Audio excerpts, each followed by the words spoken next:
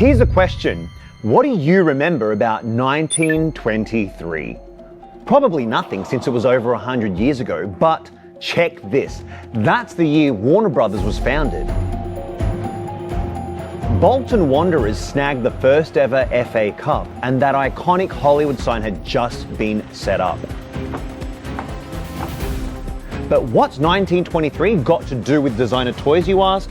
Well, it's the year Hasbro, now the biggest toy maker on the planet, kicked things off and set the stage for a revolution in the toy game. And on top of that, over the years, they dropped a couple of the world's most dangerous toys. In this video, we're unpacking Hasbro's epic history, their flagship franchise, and how this billion-dollar giant gave a massive shout-out to Hong Kong's underground toy scene. My name's Doyle, and welcome to the Artoys universe.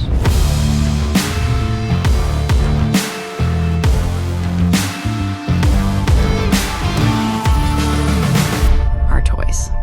Hasbro, short for Hassenfeld Brothers, started as a textile business, believe it or not, run by brothers Henry, Hillel, and Herman. By 1926, they were already leveling up, cranking out school supplies. Their first toys were doctor and nurse play kits. Fast forward to World War II, plastic became their go-to material. And a decade later, they dropped an absolute game changer, Mr. Potato Head. Dreamt up by George Lerner. By 1954, Hasbro scored a Disney license, pumping out toys tied to the animation titans cartoons. But the biggest success was still ahead. Tied to action figures, the boy-friendly alternative to dolls. The most iconic of these are the G.I. Joe figures. Their original concept hit in 1963, inspired by a TV show called The Lieutenant, starring Gary Lockwood. Oh man, you really had me all the way. Hasbro quickly ditched the TV tie-in, making G.I. Joe a standalone American soldier figure. Smart move, right? The show tanked in about a year, but G.I. Joe, it did not. It kept evolving and stayed fresh. Most changes, of course, are related to the decline in popularity of the American military caused by the Vietnam War. The first series, America's Movable Fighting Man, representing soldiers, gave way to the Joe Adventure Team in the 70s, with more broader themes from martial arts to cyborgs like Atomic Man.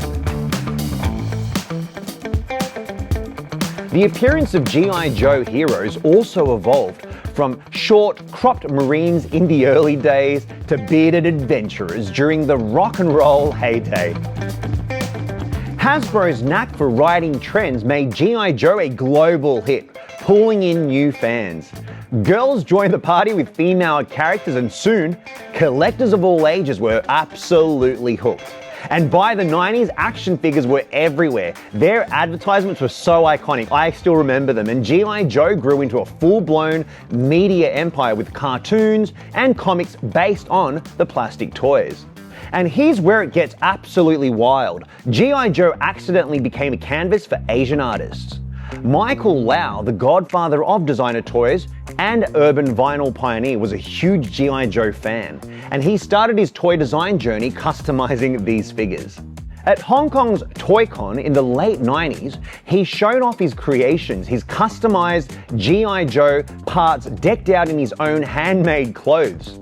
Lau says that G.I. Joe and Ken were the only plastic figures available back then, and without 3D printing, customizing was the only way to make designer toys designer.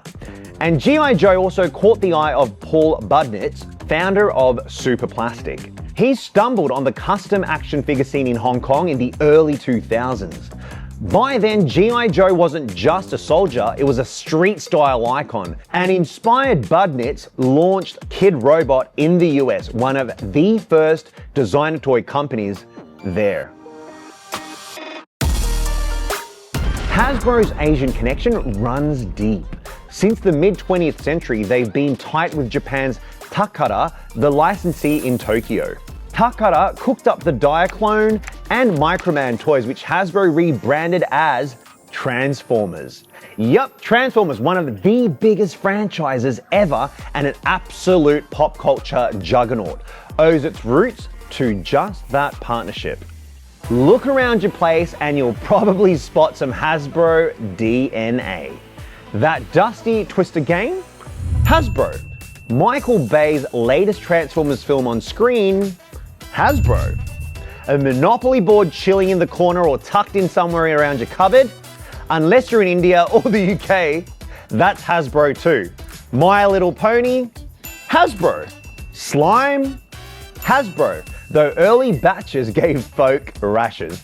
Like darts? Nah, not Hasbro, but they did try javelin darts, a lawn game so dangerous it got banned by the Consumer Product Safety Commission. Today, Hasbro is the king of the toy world, and their franchises keep spawning movies and shows, and the demand for their products in mass culture isn't slowing down, and might even be growing. No matter where Hasbro's story goes next, they'll always be the accidental bridge between street culture and the toy industry. So have you spotted any Hasbro goodies at your house? Or maybe you've customized some of your own G.I. Joe figures yourself. Let me know in the comments below because we absolutely love hearing from you guys. And if you enjoyed this video, please hit that subscribe button because it makes such a difference for us. And we've got tons more pop culture content coming your way. Thank you for joining us today. We hope you have a great week and we'll see you next time. Artoys.